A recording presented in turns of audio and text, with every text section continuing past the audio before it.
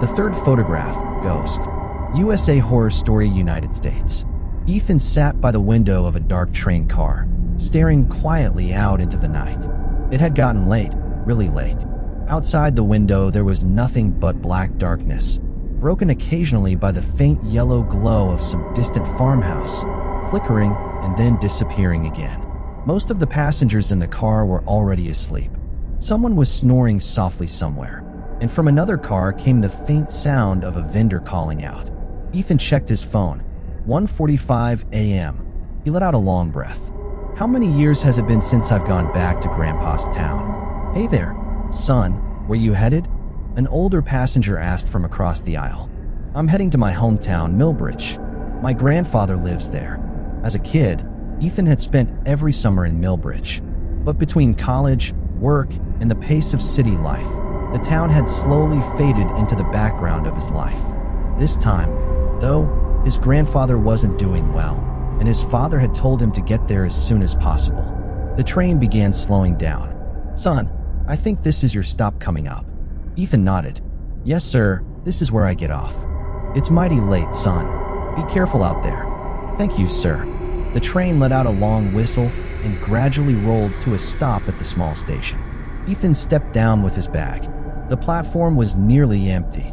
A few flickering lights, 2 or 3 dogs sitting somewhere in the distance, and a dim glow coming from the station master's office. That was it. He glanced up at the clock on the platform wall. 2 a.m. exactly. There was a strange chill in the air. This wasn't like a city station. Even the silence here seemed to have a sound of its own. Ethan walked toward the exit, hoping he'd find a cab waiting outside that could take him straight to his grandfather's place. But when he stepped outside, his face fell. The entire road in front of the station was empty. Darkness stretched in every direction. With him, this didn't feel like just a ghost story.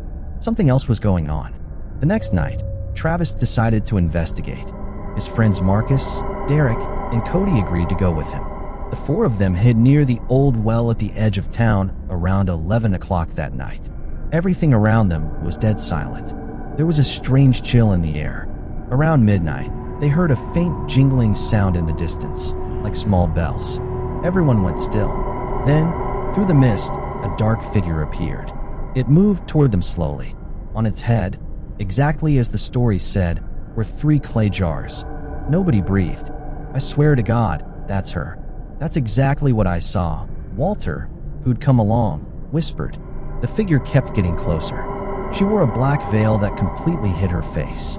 But the strangest thing was that all 3 jars stayed perfectly still. Not a single wobble, even with how slowly she walked, as if they were fixed in place like statues. Suddenly the woman stopped near the well. She gently set the first jar down on the ground, then the second, then the third. After that, she leaned over the well and whispered something, too quiet for anyone to make out. Then she turned and disappeared into the darkness. The 4 friends crept forward, hearts pounding. The jars were still sitting there. Travis opened the first one, just dirt inside. The second had dried leaves. But when he opened the 3rd jar, everyone's jaws dropped. Inside were old silver coins and gold jewelry. I told you this isn't something a normal person would do, Walter said. What would a witch want with jewelry, anyway? That's exactly the question, Travis said. If she's really a ghost, why collect jewelry? And if she's human, why put on this whole act at night? They decided to keep watch again the following night. The next morning, word spread through town that jewelry had been found in the jars. But nobody was told where the items had actually been hidden. Travis had stashed. But his grandfather's anxious voice kept echoing in his mind. Son, if you're coming, come quickly.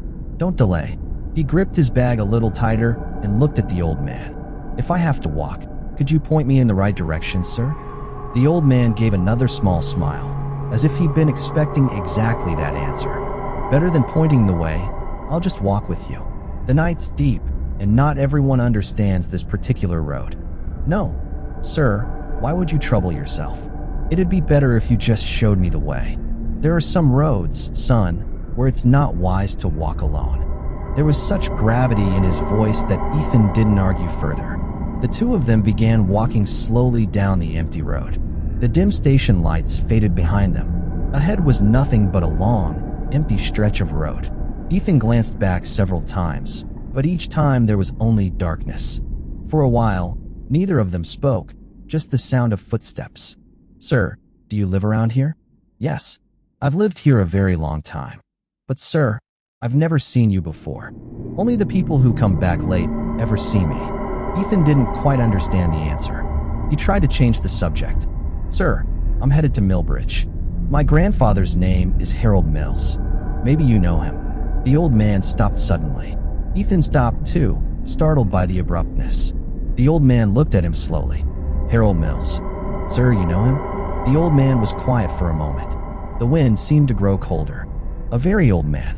He's seen a great deal, and hidden a great deal too." "Hidden what? What do you mean?" The old man started walking again. "Some things the night reveals on its own. People don't need to say them." Ethan's unease was growing now. His grandfather's sudden summons, this strange old man and his cryptic words. Everything seemed to be pointing towards some unknown fear. The road grew even more deserted. No houses for miles, no sounds, just the wind and occasionally an owl. As they walked, a faint light appeared in the distance. In the surrounding dark, that warm yellow glow looked almost like hope. "Sir, what's that up there?" The old man answered without even looking. "An old diner. People who lose their way at night stop there. Come on, get yourself a coffee before you go on." As they got closer, the place came into clearer view. At a lonely bend in the road stood a small tin-roofed diner. An old lantern hung outside, its flame trembling in the wind. On a worn wooden bench out front sat an old woman, her white hair tied back, her face deeply lined, holding a tin cup of coffee that she sipped slowly. Beside her, on another old bench, a man sat in silence, head slightly bowed, hands folded together, a strange heaviness on his face. He was watching Ethan without moving at all. "Come on in, son. This is the place. Sit down." "Sir, why are these people out here so late at night?" "Some people don't sleep at night. The night waits for them instead." Ethan was exhausted. He came and sat down on the bench. "Well, Ethan, you're late. Trouble finding the way?" Ethan froze for a second. You know me? Whoever comes down this road, word reaches us before they do." Ethan stayed quiet now, just looking at the man. Then the diner owner, who had been silent until now, spoke. His voice was deep. "Looks like you're from the city. Your face says it." "Yes, sir. I'm heading to Millbridge. My grandfather called for me." "Millbridge." The diner owner's face was half lit by the lantern. His eyes were deep, his expression that of someone who knew far more than he let on. The people who finally reach there are usually more afraid of their own past than of the road. Why does everyone here keep saying things like that? "I'm just going to see my grandfather." The man on the bench gave a small smile. "Everyone thinks they're just going to visit someone. But in certain places, it's not people waiting for you. It's fate." Ethan took a deep breath. He couldn't hold back anymore. "Tell me something. Why is this diner open at 2 in the morning in the middle of these woods? Who even comes here?" Everyone went silent after his question. The lantern flame flared once, then dimmed. "Son, the people who come here are the ones who've lost their way, and the ones the night itself has called for. Nobody called me here. My grandfather called me." The man on the bench smiled again, faintly. Ethan was starting to feel genuinely strange now. An unnamed fear had settled into him. Suddenly, a gust of wind blew through outside. The lantern shook violently, and at that exact moment, from somewhere behind the diner, came the faint sound of a woman crying. The cup nearly slipped from Ethan's hand. He turned, startled, toward the dark woods behind them. What was that sound? Who's out there? Is someone crying? For a moment, silence fell over the diner again. "Son, the dark of night carries a lot of sounds. Not every sound is real. But sir, I heard it clearly. Someone was crying. Sometimes a tired mind makes its own sounds. Maybe it was just your imagination." Ethan looked back again. There was nothing now but darkness. Deep, silent, terrifying darkness. The wind picked up again. The tree branches swayed as if someone were hiding among them, laughing softly. Ethan grabbed his bag quickly. "No, I should get going. My grandfather will be waiting. Millbridge is straight ahead from here, right?" The old man said nothing, just pointed silently down the path ahead. "Walk straight ahead, but don't look back." Ethan paused for a moment. "But why? What happens if I look back?" "Because some things can only be seen from behind." Ethan's throat went dry. He didn't say anything else. He just walked quickly out of the diner. The night had grown even deeper. Ethan walked fast, the sound of that crying still echoing in his ears. Several times he felt as though someone was walking behind him. But remembering the diner owner's words, he didn't dare turn around. He just kept walking. Cold wind, racing heartbeat.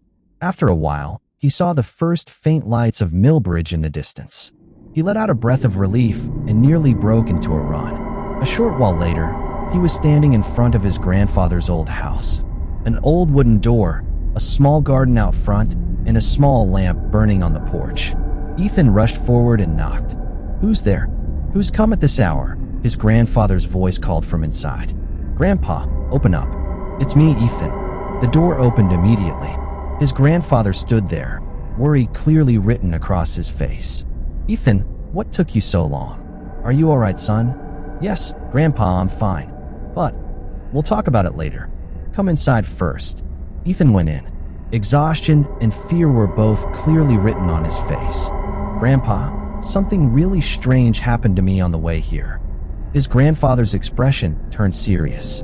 They sat down together inside. Cold wind blew outside. "Ethan, tell me clearly now what happened on the road. Just hearing your voice, I can tell something's wrong." Ethan took a deep breath. His hands were still trembling slightly. "Grandpa, when the train stopped at exactly 2 in the morning, the whole station was nearly empty." Ethan told him everything, in full detail. His grandfather listened without a word. As the story went on, the color drained from the old man's face. Fear became clearly visible in his eyes. He sat completely silent for a while. "Grandpa, why aren't you saying anything? Do you know those people?" His grandfather slowly raised his head. His voice had gone heavy. "Ethan, nobody walks that road after dark." "But Grandpa, that's the road I just came from." His grandfather cut him off immediately and walked straight to the window. He stared out into the thick darkness for a while. Then he turned slowly back to Ethan. "Ethan, it's very late now, son, and you're exhausted. We'll talk properly about whatever happened in the morning. Go get some rest now." Ethan nodded slowly, though the fear was still plainly visible on his face. "Grandpa, I don't know why, but it still feels like something followed me all the way here." "That's just the fear talking, Ethan. Don't think about it too much. Go on and sleep now." "Okay, Grandpa." Ethan set his bag down and lay on the bed. But the moment he closed his eyes, the same images came flooding back. The empty road, the flickering lantern, and that man on the bench who had stared at him without ever blinking. Ethan sat up again quickly. His face showed a mind wrapped in some nameless dread. He took a deep breath and tried to reassure himself. "Maybe I'm just overthinking this." Outside, the wind grew louder. But exhaustion eventually won out, and within a few minutes Ethan had fallen into a deep sleep. The next day, he spent the day helping his grandfather around the house, sitting in the yard talking, reminiscing about old times. But one thought kept nagging at the back of his mind. Telling his grandfather he was going to visit Mr. Daniel's place, Ethan set off down the road instead toward Caleb's house. He knew that if his grandfather found out where he was really headed, he'd be told not to go, because a few years back, for reasons Ethan didn't fully understand, there had been some falling out between his family and Caleb's. Caleb had been Ethan's best friend growing up. The two of them had played together, walked to school together, wandered every street in Millbridge together. It had been years since they'd seen each other face to face. Ethan had planned to visit Caleb in the early afternoon, but the day got away from him with errands, and before he knew it, evening had arrived. The sun sank slowly below the horizon, and darkness began settling over everything. As he walked, old memories came back to him, running through the fields with Caleb during the rain, the two of them sitting by the river for hours, getting scolded together. It had been years since they'd seen each other face to face.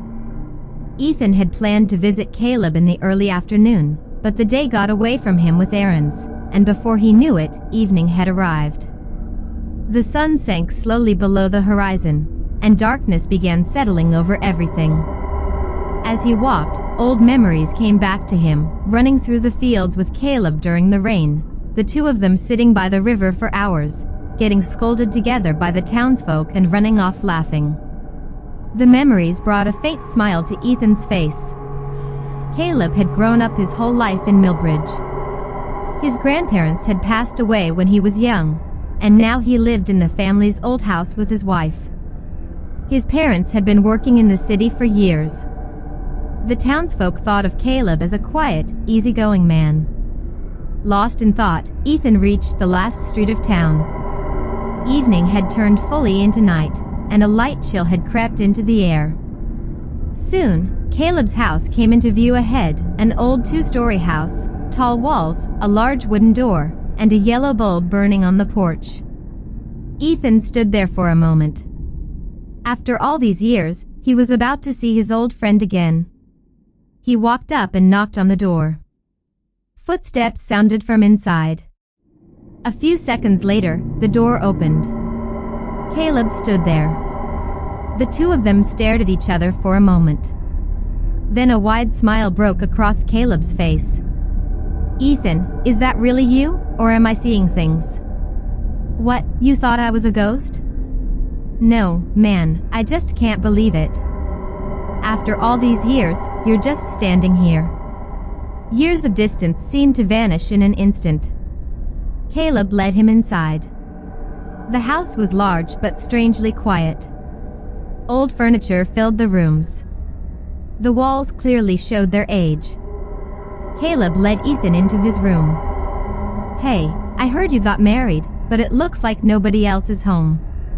"Yeah, you heard right. My wife and kids went to her hometown for a visit." "You're staying alone in this big empty house." "Not alone, not really.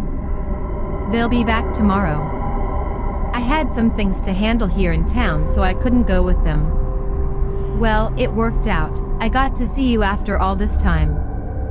Ethan was starting to feel a little strange now, but after so many years apart, the conversation just kept flowing. "My throat's pretty dry. Could I get a glass of water?" "Of course, man, you don't even need to ask. Sit tight, I'll go get it." Caleb went off to get water. It was around 1 or 2 in the morning by now. A strange smell hung in the room. And then, from the window, came the faint sound of a woman crying. What was that sound?" Ethan slowly walked to the window. He looked around in every direction but saw nothing except thick darkness. Then a voice came from behind him. It was Caleb, standing there. "Hey man, why's your face like that?" "Nothing, it's fine. Just feeling a little suffocated, that's all." "All right then, go ahead and rest a bit." Caleb left the room. Ethan was alone now. The silence in the room felt like it was cutting through his ears. What is happening to me? That strange stuff that day, and now this crying again tonight. He kept glancing back at the window. It felt like some invisible force was following him. As Ethan sat there, his eyes landed on a door above, a closed door he hadn't noticed before. It looked as though it hadn't been opened in years. Outside, the wind kept blowing steadily. Inside the house, a strange stillness hung over everything. Ethan slowly stood up. His eyes stayed fixed on the door. "I haven't seen this room before." He took a few steps closer. The closer he got, the more his unease grew. Dust had settled thick on the door handle. It looked like nobody had touched it in years. Ethan's heart started beating faster. He glanced back. Caleb still hadn't returned. The whole house was silent. He stood there thinking for a few seconds. Then, finally, he slowly opened the door. The moment he stepped inside, he froze for a moment in. "Not alone, not really. They'll be back tomorrow.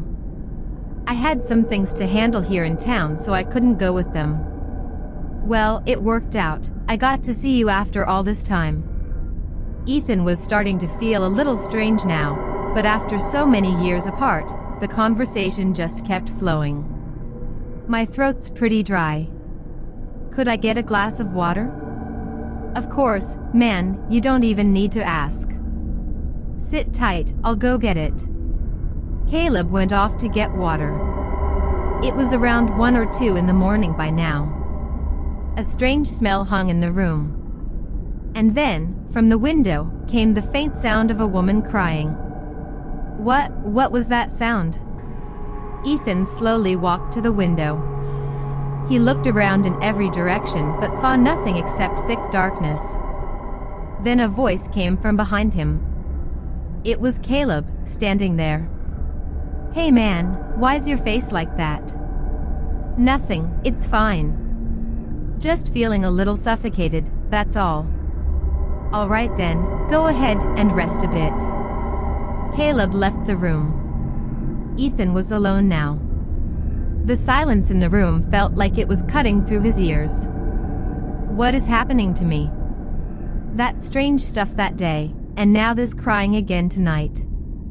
He kept glancing back at the window. It felt like some invisible force was following him. As Ethan sat there, his eyes landed on a door above, a closed door he hadn't noticed before. It looked as though it hadn't been opened in years.